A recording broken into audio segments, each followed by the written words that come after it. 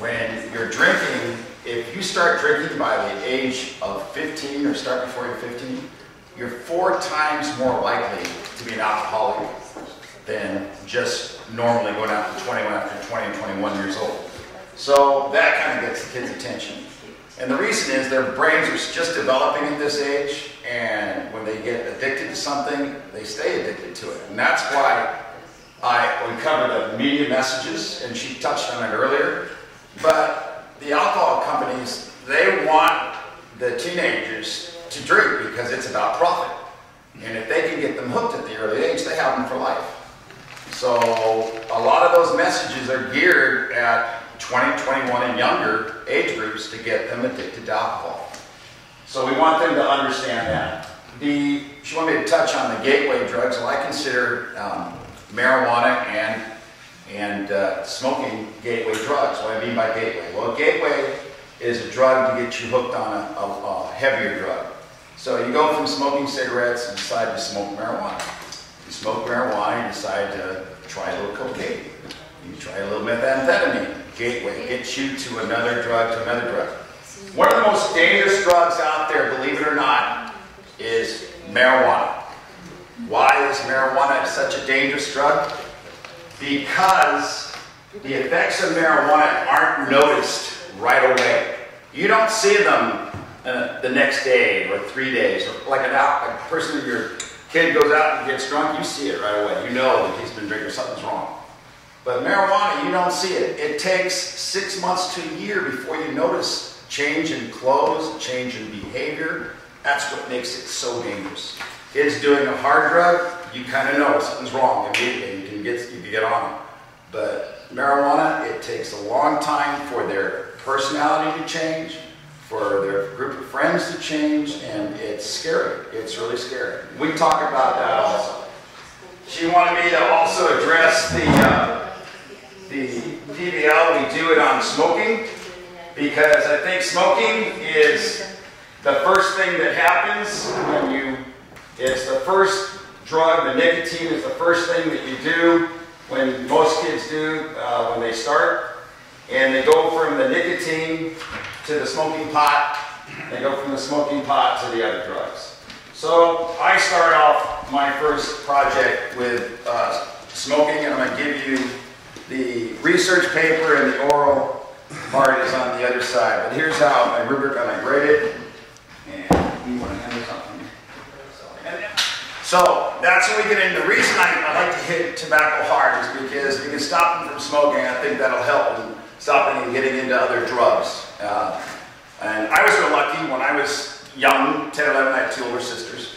And my first cigarette I ever put in my lip, I must have been my second smoke. My sister fellas came back from the back. I didn't see her, slapped me on the back. I swallowed it lit. And it burned my esophagus all the way down, and I haven't been able to stand the smell of smoke or tobacco since then. So she did me a great favor, but I learned the hard way, cigarette smoking can be dangerous to your health. So, I tell the kids love that story too. But I hope they have a sister or brother that takes care of them like mine did to me next.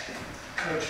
Yeah. I just would like to say that, when you talk about the long-term effects of marijuana, marijuana is a fat-soluble drug.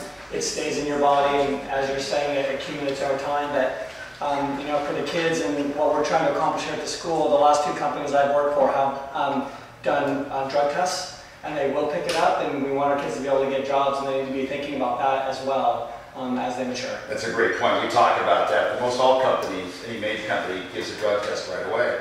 They say, okay, you got your job. Oh, great. You take your drug test and you start a month later. So, yeah, I explained that to them, that it stays in your hair follicles, so I think, until you get the hair cut out when you did it. So it stays in your body for a long, long time. I want to talk a little bit about other things that we do as far as we have them break up into, we do skits. We talk about, we'll have kids talk about going to a party, and they'll have the peer group pressuring them in, and then they'll have the one person say no and making the right decision and why they make the right decision, and then they'll follow the skit out what would happen if, so we do a lot of that. We do a lot of role playing. We just giving them the skills necessary to understand. I give a lot of personal experiences from what I can relate and what I've seen through growing up through my life. And the kids like to hear that because it's real life stuff and they can identify with a lot more. You know, for example, I'll talk a little bit about a suicide. My son's best friend, his name was Luke, and he had a girlfriend for a year through his junior year in high school, and she broke up with him.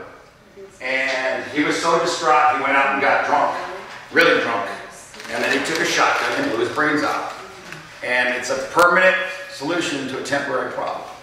And we try to get the kids to understand that your suicide doesn't just affect you, it affects everybody. And the alcohol added to that situation put it over the edge. Put it over the edge.